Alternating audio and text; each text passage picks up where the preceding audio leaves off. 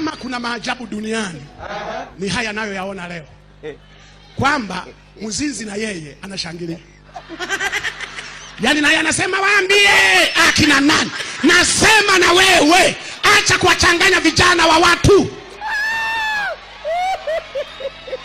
Kwa maana Paulo anasema hapa, anaowaambia hapa sio wapagani, ni hawa ambao wanasema namkanyaga shetani, namkanyaga shetani. Unamkanyaga wapi? Alisha kukanyaga zamani. Unamkanyagaje ambaye wewe uko kwenye nyayo zake? Waswahili wanasema ndege wanaofanana ndio wanaofanya nini?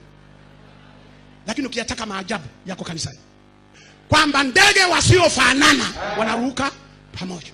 Yaani hapa pana kunguru, pana hondohondo, pana njiwa, pana bata, pana kuku, wote wako kwenye kwaya moja, wanaimba wote. Alafu nashangaa wanakulana humo humo. Unajiuliza imekuaje? Kumbe kunguru hawezi kuimba na kuku, hawezi kuimba na vifaranga vya kuku, lazima vitafune. Wanapiga stepu, wanakulana humo humo. Mwenyekiti anakula sauti ya kwanza, katibu anakula sauti ya pili, sijui nani anakula sauti ya ngapi, hata kapinti kanakula huyu, huyu anakula huyu. Hivi tunafanyaje hiyo kazi ya Mungu? Kwa kama tunaendelea